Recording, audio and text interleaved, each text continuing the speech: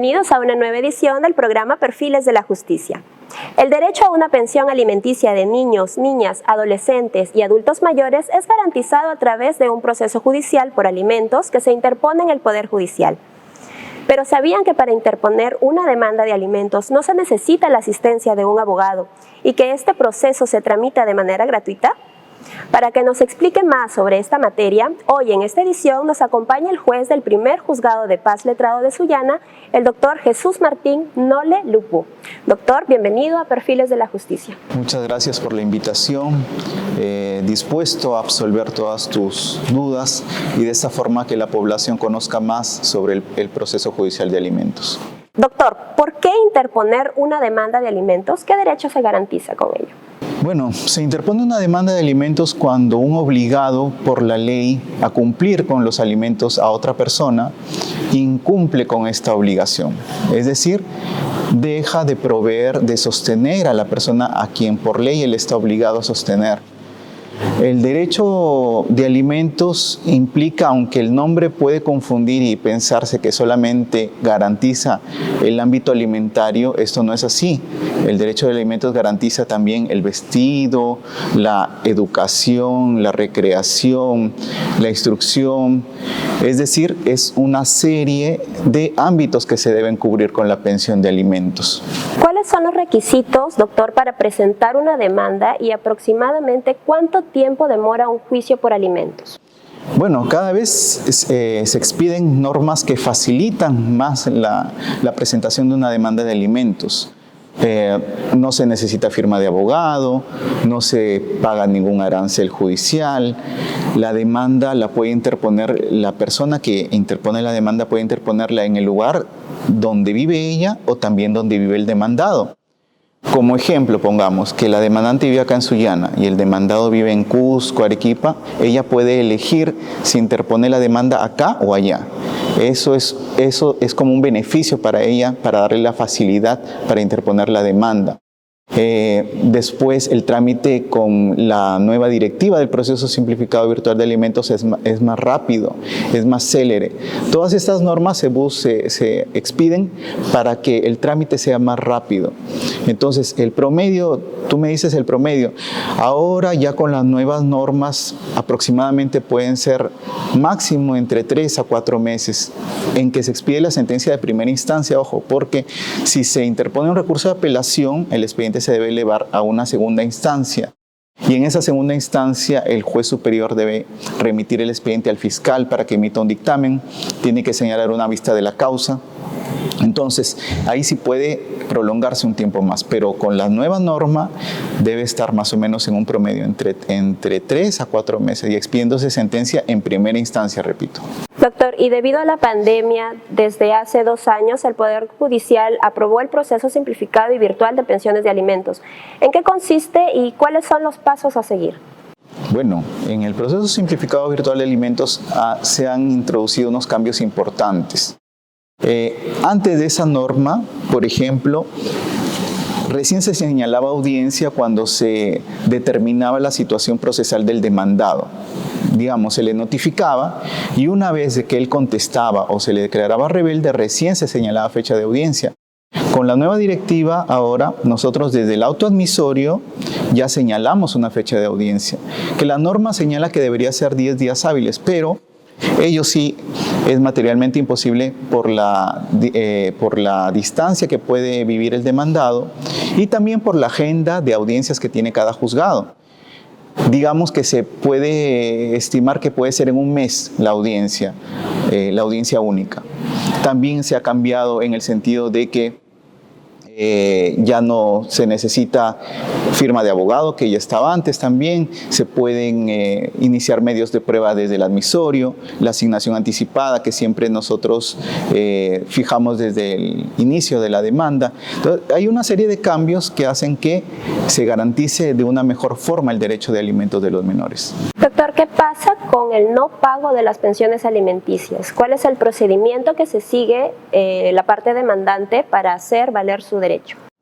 Mira, lo más común, lo que ocurre es casi siempre en los procesos de alimentos, es que la parte obligada recién empieza a hacer los depósitos de alimentos cuando ya el estadio del proceso ya está uno en ejecución y otro que ya están remitidas copias al fiscal para que inicie la investigación por el delito de omisión a la asistencia familiar. Es decir, los demandados suelen esperar ya estar en la última instancia para recién empezar a hacer los depósitos. Por eso, en muchas ocasiones nosotros escuchamos que las demandantes dicen, no, pero para que recién me deposite ha pasado un año y medio. Y eso ha sido no por un tema de juzgado. El juzgado puede expedir la sentencia en unos meses. Pueden empezar a hacer las liquidaciones, pero la costumbre de los demandados es que ya inician los depósitos cuando ya está en instancia fiscal.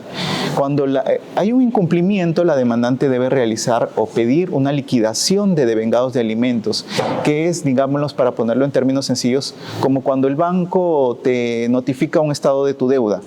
Nosotros le notificamos de esa forma al demandado cuál es la deuda que tiene, pero es todo un procedimiento también. Debemos de notificarle, él tiene el derecho de responder y eso hace que pueda ser un poco tedioso, un poco formalista ese procedimiento. Pero en sí lo que tiene que hacer es asesorarse y pedir una liquidación de pensión de alimentos. ¿Cómo se fija una pensión de alimentos si se trata, por ejemplo, de un padre que trabaja como independiente? Cuando es dependiente es más sencillo, porque nosotros desde la asignación anticipada ya oficiamos al empleador y el empleador le empieza a hacer los descuentos en tanto se resuelva la pretensión principal. Pero cuando es independiente, nosotros fijamos la asignación anticipada, sí, desde el admisorio, pero no obtenemos forma de exigirle el pago al demandado. Entonces, como te repetía, el demandado espera recién a estar en su caso en fiscalía para empezar a hacer los depósitos. Pero aunque sea independiente, eso no quiere decir que no se puede fijar una pensión.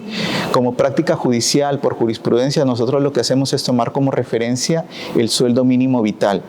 Y de ese sueldo mínimo vital no se puede exceder un 60% por la norma adjetiva. Entonces, ahorita, por ejemplo, el sueldo mínimo vital está en 1025, el 60% sería el tope de lo que nosotros podemos fijar como pensión de alimentos. Pero eso se prorratea también dependiendo de la cantidad de hijos que tiene, porque puede que el demandado tenga otros hijos y se va prorrateando esa pensión de alimentos.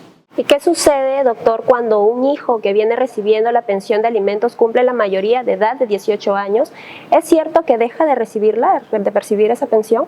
No necesariamente. Si este alimentista tiene estudios de forma exitosa, puede continuar percibiendo la pensión. Asimismo, en caso no tenga pensión, tiene 19, 20 años y está estudiando de forma exitosa, puede interponer su demanda para que le acuda el demandado con una pensión de alimentos.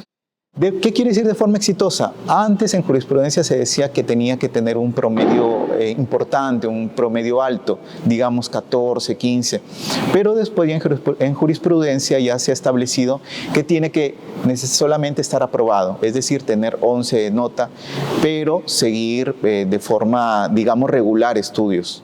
Cuando se emite una sentencia y se fija un monto en favor de un niño que apenas tiene 1 o 3 años, ¿esta se puede modificar cuando éste ya sea adolescente debido a que tiene mayores gastos o necesidades?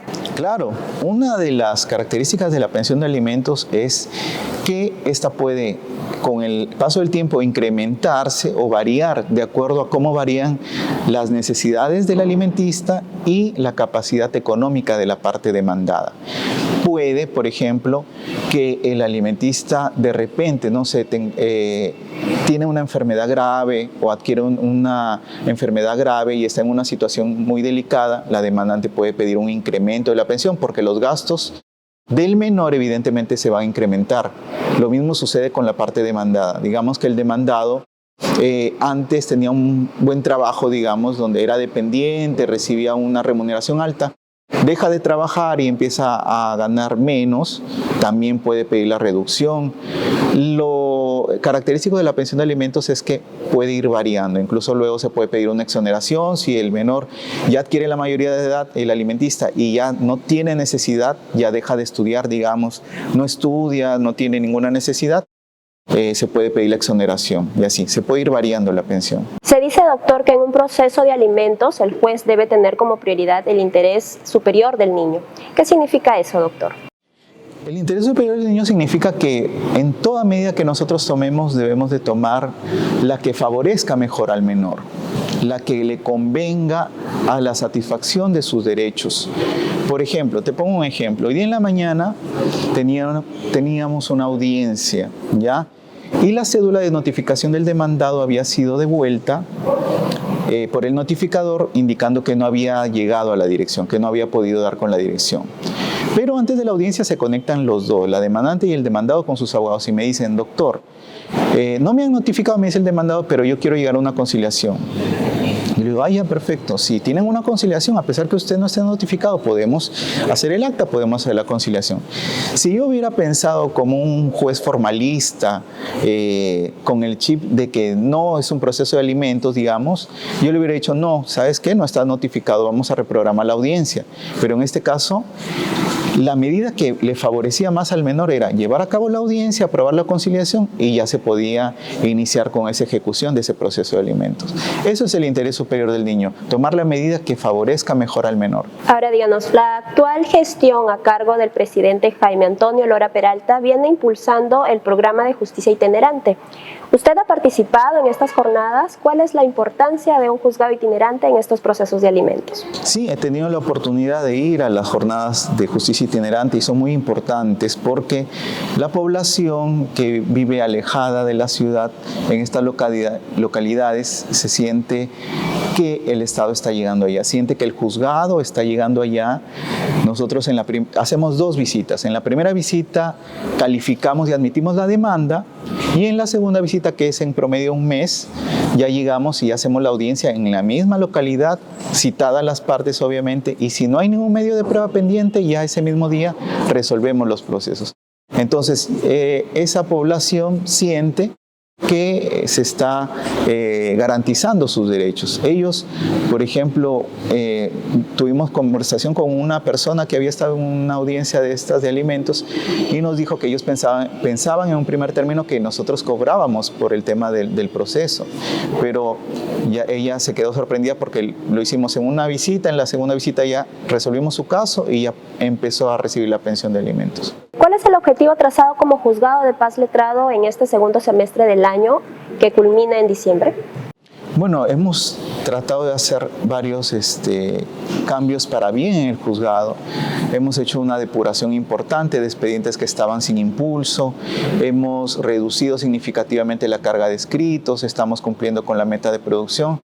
Y esperamos para el segundo semestre continuar, seguir depurando expedientes, impulsar los que están pendientes de impulsar y lograr cumplir también con las metas de producción que se establecen.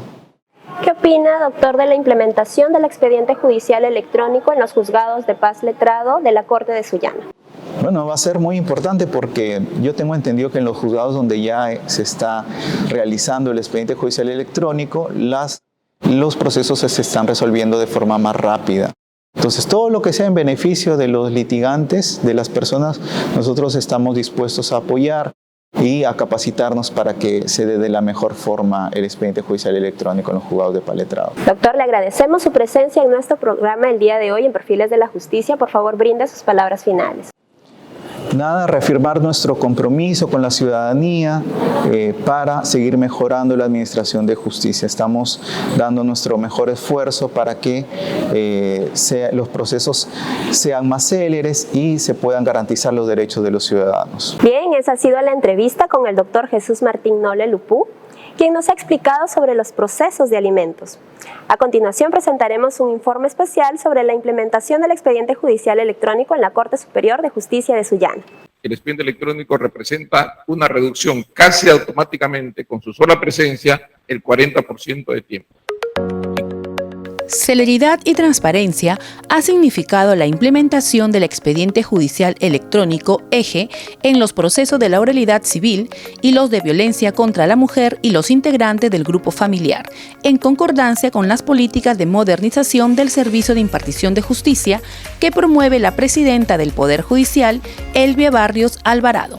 La celeridad está puesta al servicio de la comunidad. Los litigantes tienen la seguridad de que los procesos judiciales están siendo resueltos de forma célere, y para ello es importante resaltar no solo el modelo de oralidad civil que con tanto éxito se viene aplicando y ejecutando en esta Superior Corte de Justicia, sino que ello va acompañado del expediente judicial electrónico en oralidad civil. La implementación del eje, promovida por la Comisión de Trabajo, que preside el juez supremo Héctor Lamamore, ha traído consigo que, en el caso de la oralidad civil, que se aplica en el primer y segundo juzgado civil, así como en la sala civil, los plazos de atención y resoluciones de los procesos judiciales se han reducido de 170 días a 61 días en promedio. Además, se facilita la tramitación y ubicación de los expedientes, se evita el extravío de los mismos y, por sobre todo, el sistema muestra las actividades pendientes para su atención. Ha permitido un ahorro de tiempo en el 70%, pues facilita la tramitación de los expedientes, la ubicación de los expedientes. Ya el expediente va a ser elevado a sala de manera electrónica. Esto hace que sea un proceso más célere. En los casos de procesos de violencia contra la mujer y los integrantes del grupo familiar, el eje se implementó en el mes de febrero del presente año y las medidas de protección, además de atención de escritos, se realizan en el día por parte de los juzgados de familia de Sullana y Talara. Ingresa la denuncia por mesa de partes de los juzgados de familia. El encargado de esta área digitaliza toda la denuncia y sus actuados ingresados, de tal manera que nosotros en el momento podemos ver ya en nuestro sistema integrado judicial la denuncia y sus anexos, dictando o no medidas de protección o las medidas cautelares.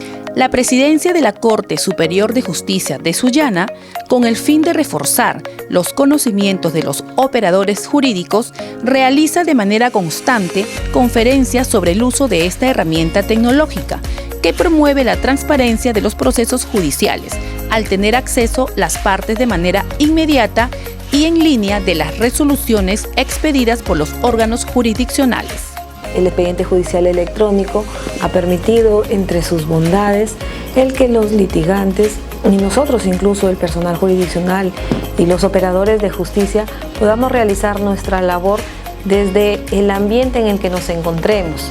Teniendo en cuenta ello, la presidencia de la Corte de Sullana se encuentra abocada a promover la implementación del expediente judicial electrónico en las demás especialidades, por lo que están avanzadas las coordinaciones para la aplicación del eje en materia penal, laboral, ya que el Distrito Judicial de Sullana se encuentra preparado a nivel de recursos humanos y equipos para ser el líder en la implementación en estas herramientas tecnológicas. Gracias a la implementación del expediente judicial electrónico en la Corte de Sullana, se ha permitido una atención más célere, ordenada y transparente en los procesos judiciales.